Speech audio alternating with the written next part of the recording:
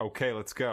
कि बच्चों की कुछ ऐसा ही होता है हमारी आज की कहानी में। कहानी की शुरुआत होती है ली नाम के एक लड़के से जो एक शाओलिन गुरुकुल में कुंफू सीखता था। वो जन्म से ही यहाँ पर ट्रेनिंग ले रहा था। एक दिन ली गुरुकुल के मंदिर में गया और माफी मांगी क्योंकि अब जो वो करने वाला है वो शायद सही नहीं होगा। उसी वक्त एक योद्धा ने साइड से उस पर हमला कर दिया। अचानक हमले से ली चौंक गया, लेकिन उसने जैसे तैसे वार का सामना किया। योद्धा ने उसे दीवार पर फेंक दिया, लेकिन ली कूदकर वापस आ गया। उसने हवा में ही योद्धा के सीने पर वार किए और कुछ ही पलों में उसे हरा दिया। इसके बाद बारी आई एक तलवारबाज योद्धा की।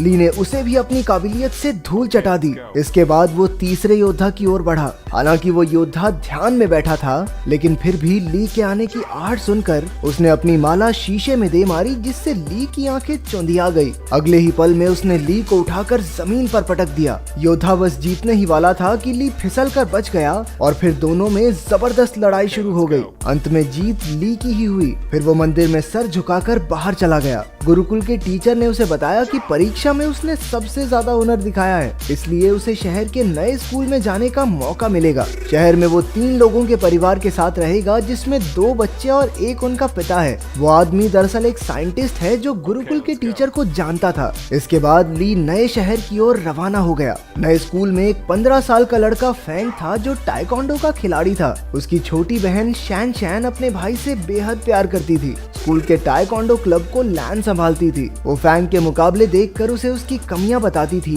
ताकि वो और बेहतर हो सके।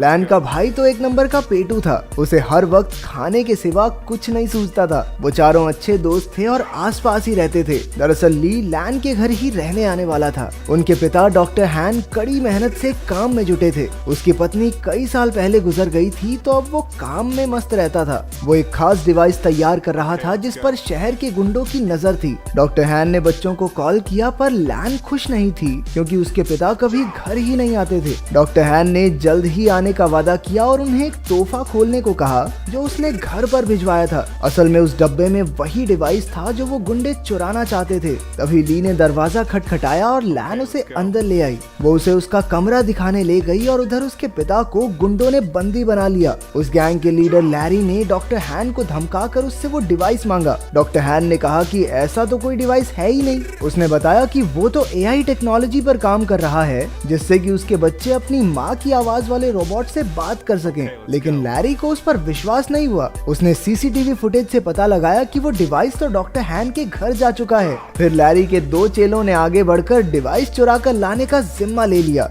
स्लॉपी और फिस्ट काफी खुश थे क्योंकि गुंडे बनने के बाद ये उनका पहला मिशन था। उन दोनों ने अजीबोगरीब कपड़ों से भेष बदला और लैन के घर के बाहर जाकर खड़े हो गए। उनमें से एक ने रात को अंदर घुसने का फैसला किया, लेकिन फिर दूसरा कहने लगा कि बच्चों ने स्कूल चले ही जाना है, दिन में चुरा लेंगे भाई, क्या हो गया। घर में ली नए शहर के तौर तरीके सीख रहा था। उसने लैन को ताइक्वांडो मैच देखते हुए देखा तो उसे भी ये खेल दिलचस्प लगा। रात को जब वो ध्यान में बैठा तो यूं की वीडियो गेम की वजह से उन दोनों में बहस छिड़ गई, लेकिन जल्द ही दोनों मिलकर वीडियो गेम का मजा उठाने लगे। उधर लैन ने अपने कमरे में जब वो तोहफे का डिब्बा खोला तो उसमें एक पांडा की चेन निकली। वो नहीं जानती थी कि दरअसल ये पांडा वो पेन ड्राइव है जिसके पीछे वो गुंडे कब से पड़े हैं। जब लैन ने बटन दबाया तो पांडा ने उसे पासवर्ड रखने को कहा। तभी लैन ने कहा कि कैसा पासवर्ड, और अनजाने में यही पासवर्ड सेट हो गया। फिर पांडा को ऑन करने पर उसे पता चला कि उसमें उसकी माँ की आर्टिफिशियल इंटेलिजेंस वाली आवाज है। अगली सुबह ली यू और लैन के साथ स्कूल के पहले दिन के लिए निकल पड़ा। उन दोनों गुंडों ने बच्चों को बाहर जाते देखा और अपने प्लान को अंजाम देने का फैसला किया, लेकिन तभी उनमें से एक की नजर उस पैंडा की चेन पर पड़ी जो लैन ने अपने बैग से टांग रखा था। अब उन्होंने लैन से वो डिवाइस छीनने का प्लान बनाया। रास्ते में लैन ने ली को फैंग से मिलवाया। उसी वक्त एक गुंडे ने चुपके से की चेन चुरा ली और वहां से भाग गया। तभी ली ने उसे देख लिया और अपनी फुर्ती दिखाते हुए उसने गुंडे को झट से पकड़ लिया। तभी फैंग भी उसका साथ देने आ गया और दोनों ने मिलकर उस गुंडे की खूब धुलाई की, लेकिन वो गुंडा अब भी नहीं माना और एक बार फिर से पैंडा चुरा कर भाग निकला। अब की बार उन सभी दोस्तों ने मिलकर उसे कचरे के डब्बे में फिट करके सड़क से लुढ़का दिया। फिर स्कूल में ली की क्लास के बच्चे एक शाओलिन योद्धा को देखकर हैरान रह गए। वो उससे पूछने लगे कि क्या कभी वो शादी कर सकता है। वो उससे उल्टे पुल्टे सवाल पूछने लगे। तुम कभी शादी कर सकते हो क्या? भाई कुंफू करके दिखा दे भाई। हाँ, एक बार दिखा दो। हाँ, एक बार भाई, एक बार कुंफू करके दिखा दे भाई, मजा आ जाएगा। आखिरकार टीचर ने उन्हें शांत करके कहा कि ये सब खेलने के पीरियड में करना। खेलने के पीरियड में उनके कोच ने बताया कि अगले महीने उनकी चुस्ती फुर्ती की जांच होगी और जो कोई इसमें पास नहीं होगा वो अगली क्लास में नहीं जा सकता। ये सुनते ही यू की हालत पतली हो गई क्योंकि वो बहुत मोटा था। भगवान जानता है भाई साहब कितनी मुश्किल से चलते थे। फिर कोच ने सबसे 100 मीटर की दौड़ लगवाई। ली ने तो समय से पहले ही 2 चक्कर पूरे कर लिए, जबकि बाकी बच्चे अभी पहले चक्कर में ही थे। इसके बाद उन्हें पुशअप्स करने के लिए कहा गया, जिसमें अपना ली पहले से ही माहिर था। उसने 100 से भी ज्यादा पुशअप्स किए और बाकी बच्चों से तो 2 भी नहीं हुए। बाद में तो उसने एक हाथ से पुशअप्स करने शुरू कर दिए। उसकी काबिलियत देखकर सभी बच्चे कूदने लगे। फिर बारी आई ऊंची छलांग लगाने की। ये तो ली के बाएं हाथ का खेल था। बेचारा यू तो मुंह के बल नीचे गिर पड़ा। वहाँ डॉक्टर हान की लैब में लैरी ने उन्हें कुर्सी से बांध रखा था और उसे गोल्फ बॉल से पीट कर परेशान कर रहा था। रात को वो दोनों गुंडे मौका देखकर लैन के घर में घुस आए। तभी ली की नजर उन पर पड़ गई और वो एक खिलौने के पीछे छिपकर उन्हें डराने लगा, लेकिन उन्होंने जल्द ही उसे देख लिया और मौका देखकर उस पर हमला कर दिया। जब लैन वहाँ पहुंची तो गुंडों ने पैंडा चुरा लिया और फरार हो गए। ली ने लैन और यू को सारी कहानी बताई, लेकिन उन दोनों को लगा कि वो मजाक कर रहा है। इसके बाद हम देखते हैं कि वो दोनों गुंडे अपने मुंह में गोल्फ बॉल्स भरकर लेटे हुए थे। असल में उन्होंने गलती से पैंडा की चेन की जगह वैसा ही दिखने वाला एक परफ्यूम चुरा लिया था। लैरी को एक खास डिवाइस 3 दिन के अंदर किसी कंपनी को बेचना है और इसीलिए अब उसे बेचैनी होने लगी। उसने बड़े गुस्से में उन दोनों गुंडों की गोल्फ बॉल से निशाना लगाया और उन्हें धमकाकर जल्द से जल्द वो खास डिवाइस लाने का ऑर्डर दे दिया। अगले दिन स्कूल में सारे बच्चे फैंग का टाइकोंडो मुकाबला देख रहे थे। वहीं यू और शैन शैन पीछे बैठी 2 बदसूरत लड़कियों के बारे में बातें करने लगी। ये लड़कियां कोई और नहीं बल्कि वो दोनों गुंडे ही थे जो भेष बदल कर वहाँ आए थे। उन्हें लैन के बैग पर वो पैंडा दिखाई दिया और दोनों उसे चुराने के लिए सही मौके का इंतजार करने लगे। उसी वक्त ली ने फैंग को एक मुकाबले की चुनौती दी।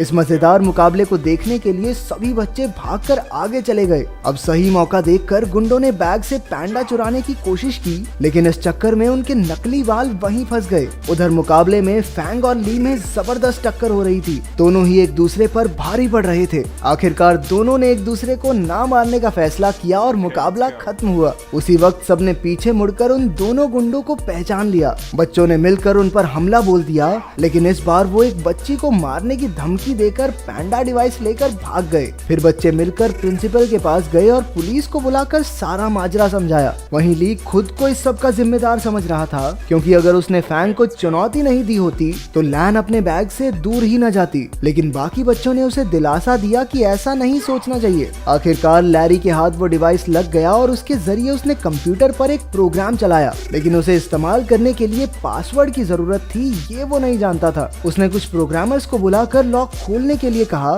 लेकिन पूरा दिन बीतने पर भी कुछ हाथ नहीं लगा। अब लैरी के गुस्से की सभी हदें पार हो गई थी। तभी उसने डॉक्टर हैन के फोन पर उसकी बेटी का मैसेज देखा। लैन चाहती थी कि उसके पिता उसके जन्मदिन के लिए कल घर आ जाएं। लैरी ने डॉक्टर हान की तरफ से कल पार्टी में पहुंचने का वादा कर दिया। अगले दिन लैन और उसके दोस्त जन्मदिन की पार्टी की तैयारी कर रहे थे। बाकी सब लैन को घर में अकेला छोड़कर उसके लिए तोहफे लेने गए। तभी लैन को उसके पिता का मैसेज मिला कि वो घर के बाहर आ गया है, लेकिन जैसे ही वो बाहर निकली उसे किसी ने अगवा कर लिया और गाड़ी में डालकर ले गया। उसी वक्त ली और उसके दोस्तों ने लैन को वैन में देखा और अपनी साइकिल्स लेकर उसका पीछा करने लगे। अंत में सब डॉक्टर हान की लैब में पहुंचे और लैन को ढूंढने लगे। वहीं लैरी और उसके बिजनेस पार्टनर में बहस छिड़ी हुई थी, क्योंकि लैरी उस खास डिवाइस को कल बेचने वाला था, लेकिन अब तक उसे उसका पासवर्ड तो पता नहीं। अब लैरी गुस्से में लैन के गले पर चाकू रखकर उससे पासवर्ड पूछने लगा। लैन ने जवाब दिया, कैसा पासवर्ड? और उसी वक्त वो प्रोग्राम चालू हो गया।